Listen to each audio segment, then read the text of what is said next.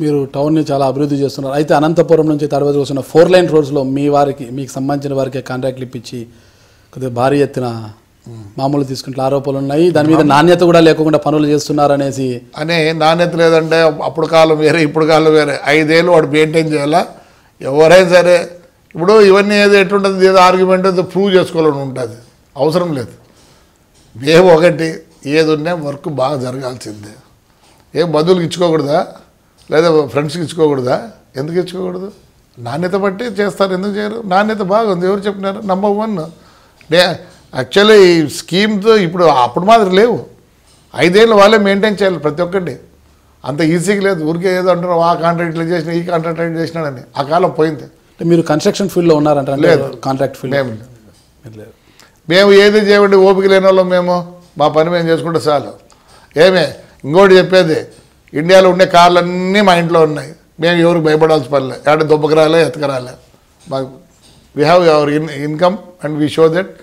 మేము ఎక్కడ పోయినా ఎమ్మెల్యే క్వార్టర్స్కి పోయినా అదే మంచి కార్లో పోతాం, అసెంబ్లీకి పోయినా అట్లే పోతాం, ఎక్కడ పోయినా అదే పోతాం. కానీ ఎవరికి భయపడాల్సిన పని లేదు. ఇవే దొబ్బకొచ్చినారు లేదా ఏడ ఎత్తుకొచ్చినారు అనే మాట మటుకు వచ్చినా మేము బాధపడం. ఎందుకంటే మాకు తెలుసు. అంటే ఒకటి ఉంది ఇక్కడ, మీరు బస్సులన్నీ కూడా పాండిచ్చేరి ఇతర ప్రాంతాల నుంచి తెస్తుంటారు కదా, ట్యాక్స్ తక్కువ పడుతుంది. ఇప్పుడు ఎవరు చెప్పినారు ట్యాక్స్ తక్కువ పడుతుందని? పిచ్చి ఏమన్నా? కొన్ని రూల్స్ ఉన్నాయి.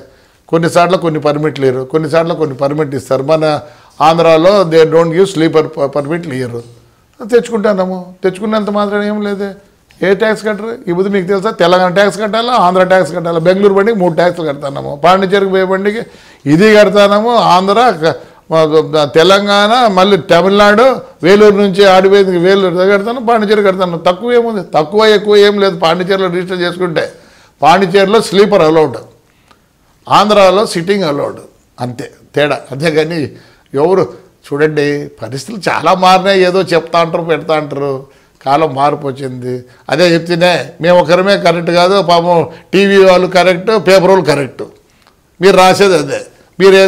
మీరైతే ఏమంటే చేయొచ్చు. ఎలక్షన్ వస్తే ప్రభాకర్ రెడ్డి గారు 4 సంవత్సరాల 11 నెలల 2 రోజులు దొంగోడు, ఆ రోజు 5 లక్షలు ఇచ్చినా అండి, ఈయన దాన వీర సూరకర్ణుడు, ఈయన లేదే లేదు, ఈయన కథ లేదు అంటారు. అది మీరు కరప్ట్ కాదా? ఎవరు చెప్పినారు మీరు కరప్ట్ కాదని? మీరు కరప్ట్ కానప్పుడు మమ్మల్ని చెప్పండి, ప్రజలను అడగండి, లేదా రాజకీయ నాయకులను అడగండి. ద మోస్ట్ కరప్ట్ ఈజ్ నేను చెప్తాను, మీరే పేపర్ వాళ్ళు టీవీ వాళ్ళే అని చెప్తా. అని ఎట కావాలంటే అట్లా చేస్తారు. అసలు నేను మన ఆంధ్రజ్యోతిలో నా పేరు వేసింటే మా ఫ్రెండ్స్ అడుగుతారు, ఎంత ఇచ్చినారు దీనికి అంట. పాప నేనేమి ఇయలే, ఏం చేయ, మరి ఎందుకు వేసినారు నాకే తెలియదు. ఫ్రంట్ పేజీలో వేసినారు. ఇది నన్ను వేసినా, అది అమితాబ్ బచ్చన్ వేసినారు. మరి నచ్చింది కాబట్టి వేసినారు అంతే. కొన్ని బాగా చేస్తారు, కొన్ని దాంట్లో ఊరికి ఏదో చేస్తారు. మరి అంత అప్పుడు గొడవ అయింది ఎక్కడ? హైదరాబాద్లో ఆర్టీఓ ఆఫీస్లో. మరి పొద్దునూరు మీరు వేరే వాళ్ళకి మైకులు పెడతారా? నాకు ఒక్కడన్నా మైకి పెట్టినాడు, ఏమయ్యా బాబు ఎందుకు జరుగుతుంది రగడని? లేదు, పొలిటైజ్ చేస్తారు, పొలిటికలైజ్ చేస్తారు. అదే ఏమైనా రౌడీ. నేను వదిలి ఇట్లా రామోజీరావు దగ్గరికి పోయినాను. అంటే మహబూబ్ నగర్ వద్ద జరిగిన బస్సు ప్రమాద విషయంలో, అంటే అది మీ బస్సుగానే చెప్తున్నారు, అంటే జబ్బార్ వాళ్ళది ఉన్నప్పుడు ఇప్పుడు ఆర్టీసీకి, ఏపీఎస్ఆర్టీసీకి బస్సులు ఇచ్చారు, లీజ్కి ఇచ్చారు.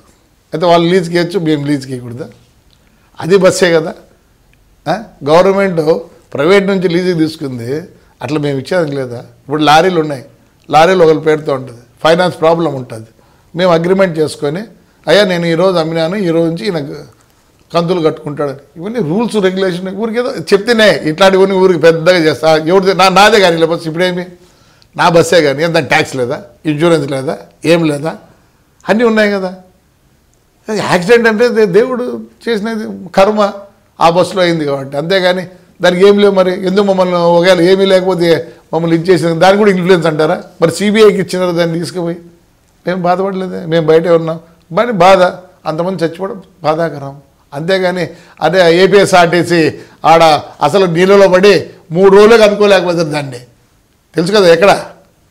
డిచ్చిపల్లి దగ్గర ఆర్టీసీ బస్సు లోపల పోతే 3 రోజుల తర్వాత కనుక్కున్నారు. అవన్నీ జరిగితే పర్వాలేదు, అంటే మాకు జరిగితే వచ్చిందల్లా.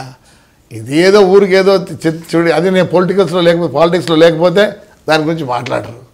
అంటే గవర్నమెంట్ బస్సు యాక్సిడెంట్ అయినా పర్వాలే, మాది యాక్సిడెంట్ కాకూడదు. అంతే కదా మీరు చెప్పేది. ఇప్పుడు రాజకీయాలు ఉన్నప్పుడు ఉన్నత స్థాయి అధికారులతో అందరూ కూడా కొద్దిగా కలివిడిగా ఉండడం కానీ కలుపుకొని పోవడం కానీ చేస్తారు. అయితే మీరు కొద్దిగా దూకుడుగా వ్యవహరిస్తారు. గతంలో అంటే మీరు మొట్టమొదటి స్లీపర్ బస్సులు పెట్టినప్పుడు అంటే ఆనాటి ట్రాన్స్పోర్ట్ కమిషనర్ పూర్ణ మాలకొండతో మీరు పీటర్తో విభేదించడం తెలిసింది. అతన్ని శాఖనే మార్చాలని కూడా ప్రభుత్వం ఒత్తిడి తెచ్చారని. ఏం అవసరం లేదు. ఎందుకంటే అదే నేను అడిగేది. ఆ రోజు మీరు అందరికీ మైక్ పెడితే సరిపోనాలి కదా, నాకు ఎందుకు పెట్టలేదు మైకు? పొలిటికలైజ్ చేయాలి. ఎందుకంటే అప్పుడు కాంగ్రెస్ గవర్నమెంట్ ఉంది. అదే కాంగ్రెస్ గవర్నమెంట్ లేకుండా ఇంకో గవర్నమెంట్ తెలుగుదేశం గవర్నమెంట్ ఉంటే నాకు సపోర్ట్ చేసేదారు మీరు.